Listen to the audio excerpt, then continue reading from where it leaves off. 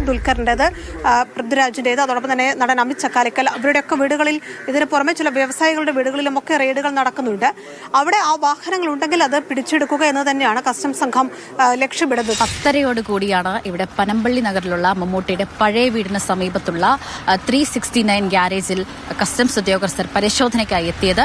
ഇവിടെ ഉള്ളത് ഒരു വിന്റേജ് കളക്ഷനാണ്, അതായത് പഴയ മോഡലിലുള്ള ആഡംബര കാറുകളുടെ ഒരു വലിയ ശേഖരമാണുള്ളത്.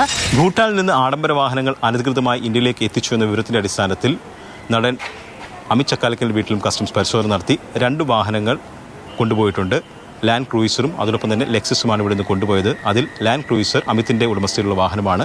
ഭൂട്ടാനിൽ നിന്നും നിയമവിരുദ്ധമായി കടത്തിയ ആഡംബര വാഹനങ്ങൾ തേടി രാജ്യത്താകെ നടത്തുന്ന പരിശോധനയിലാണ് കേരള ലക്ഷദ്വീപ് കസ്റ്റംസ് വിഭാഗം ചലച്ചിത്ര താരങ്ങളുടെ വീടുകളിലെത്തിയത്. ലെക്സസും ലാൻഡ് റോവറും അടക്കം ആഡംബര വാഹനങ്ങൾ പിടിച്ചെടുത്തു. കേരള രജിസ്ട്രേഷനിലേക്ക് മാറ്റിയതോ അന്യസംസ്ഥാനങ്ങളിലെ രജിസ്ട്രേഷനൊപ്പം NOC ഉള്ളതോ ആയ വാഹനങ്ങളാണിവ. പിടിച്ചെടുത്ത വാഹനങ്ങളുടെ വിശദമായ പരിശോധന കസ്റ്റംസ് നടത്തും.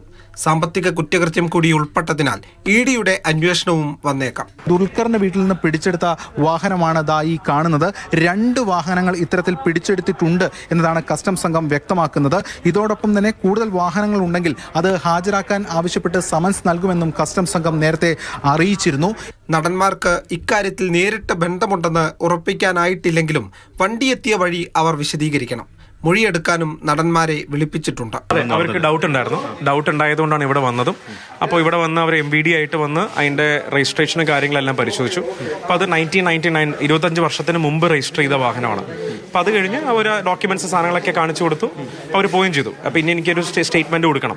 പൃഥ്വിരാജിന്റെ വീട്ടിലും കസ്റ്റംസ് സംഘം എത്തിയെങ്കിലും നടൻ സ്ഥലത്തില്ലാത്തതിനാൽ പരിശോധന നടത്താതെ മടങ്ങി. മാതൃഭൂമി ന്യൂസ്, കൊച്ചി.